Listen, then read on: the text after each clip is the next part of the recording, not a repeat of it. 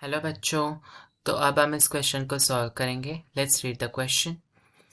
The diameter of nucleosome fibre, यहाँ पर nucleosome नहीं दिया है, न्यूक्लियोसोम फाइबर दिया है। Okay, keep it in mind, nucleosome fibre.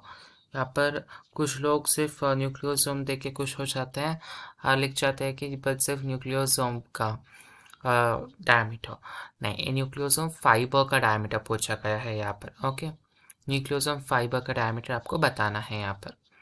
सो पहले हम देखेंगे कि न्यूक्लियोसोम बनता कैसे है। ओके, उससे भी पहले we will write the key concept for this question. Key concept क्या है क्वेश्चन का?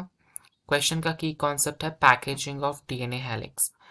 DNA helix packaging. Okay, DNA helix सबेरिंग is packaging of DNA helix, इसके ऊपर एक क्वेश्चन बेस्ड है। ओके, सो कैसे होता है डीएनए की पैकेजिंग? डीएनए, जो डीएनए आपको पता है डबल एकल वाला डीएनए, वो एक एसिडिक कंपाउंड है ना, एसिडिक मॉलिक्यूल है डीएनए। सो एसिडिक है, और एक और बात है कि वो नेगेटिवली चार्ज्ड है। ओके, डीएनए कैसा है? It is negatively charged. Okay, जब आप जेल इलेक्ट्रोफोरेसिस करते हो इन बायोटेक्नोलॉजिकल चैप्टर्स, तब आप देखते हो कि DNA is moving towards positive electrode, मतलब वो नेगेटिवली चार्ज्ड कंपाउंड है। ओके, उसके बाद let's read something about histone proteins. Histone proteins क्या होते हैं? हिस्टोन प्रोटीन्स कुछ बेसिक प्रोटीन्स होते हैं, तरह तरह के हिस्टोन प्रोटीन्स होते हैं। ओके, एक ही हिस्टोन प्रोटीन नहीं, कई सारे हिस्टोन प्रोटीन्स होते हैं। वो बेसिक होते हैं नेचर, और वो पॉजिटिवली चार्ज होते हैं। हिस्टोन प्रोटीन्स कैसे होते हैं? पॉजिटिवली चार्ज होते हैं। ओके, तो अब इससे क्या फ़र्क पड़ता है? हिस्टोन प्रोटीन्स जो होते हैं उनमें 8 तरह के हिस्टोन प्रोटीन्स एक ऑक्टोमर को बनाते हैं। ओके, एक ऑक्टोमर को बनाते हैं, और 8 तरह के हिस्टोन प्रोटीन्स जो आपको यहाँ पर दिख रहा है, 8 दिख रहे हैं ना, वही हिस्टोन ऑक्टोमर है। हिस्टोन प्रोटीन से है वो 8 जो आप देख रहे हैं, वो सब क्या है? हिस्टोन प्रोटीन से वो मिलकर एक ऑक्टोमर को बना रहे हैं।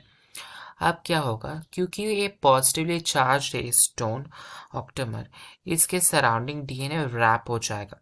आप देख रहे हैं ना डीएनए कैसे रैप हो रहा है यहाँ पर। So DNA is wrapping around it, है ना, डीएनए इसके सराउंडिंग में रैप हो जा रहा है। सो पिक ऑरेंज वन। सो यहाँ पर क्या हो रहा है, डीएनए ऐसे रैप हो रहा है इसके सराउंडिंग, है ना। So since it is wrapping around it, क्यों रैप हो रहा है? क्योंकि कुछ तो अट्रैक्शन फोर्स होगा ना। वो क्या है? पॉजिटिव और नेगेटिव के अट्रैक्शन है, और एसिड और बेस के बीच का अट्रैक्शन से डीएनए इसके सराउंडिंग रैप हो जाता है। ओके, सो इसको हम क्या कहते हैं?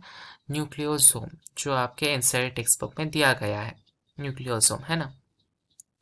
तो आप ये न्यूक्लियोसोम का जो चेन होता है, न्यूक्लियोसोम का चेन जो होता है, उसको हम क्या कहते हैं? न्यूक्लियोसोम फाइबर कहते हैं। ओके, न्यूक्लियोसोम का ही एक चेन, जिसको हम क्या कहते हैं? न्यूक्लियोसोम फाइबर कहते हैं। ओके, न्यूक्लियोसोम फाइबर क्या है? न्यूक्लियोसोम्स का ही एक चेन, उसको हम क्या कहते हैं? Nucleosome fibre. आप हमने न्यूक्लियोसोम फाइबर के बारे में तो जान लिया है। आप न्यूक्लियोसोम फाइबर के डायमीटर कितना होता है? What will be the diameter for this nucleosome fibre? Technically according to research, इस न्यूक्लियोसोम फाइबर का डायमीटर है कुछ 30 नैनोमीटर के आसपास। Okay, so what is the diameter of nucleosome fibre? मतलब 30 nanometre will be your answer. Okay, it's a fact based question. आप ऐसे conceptually याद नहीं कर सकते, क्योंकि ये फैक्ट है, और फैक्ट्स को you should remember it daily by pasting it on the wall.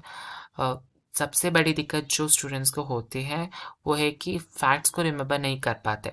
Concepts उनको याद रहते हैं, मगर फॉर्मूलाज और फैक्ट्स ये सब उनको याद नहीं रहता। तब आप एक काम कर सकते हैं, या आप वॉल वॉल पेपर्स बना सकते हैं उनके, like writing all the formulas and pasting on the wall, या फिर आप वॉलपेपर्स की जगह एक बुक रख सकते हैं जो जिन पर वो आप फॉर्मूला लिखते हैं या फिर फैक्ट्स लिखते हैं, और डेली सोने से पहले you can revise it. Okay, that is the only trick to get prepared in facts and formulas. Okay, so that is your answer. Nucleosome fiber की diameter 30 nanometer होता है. So hope you have understood well. Best of luck. Thank you.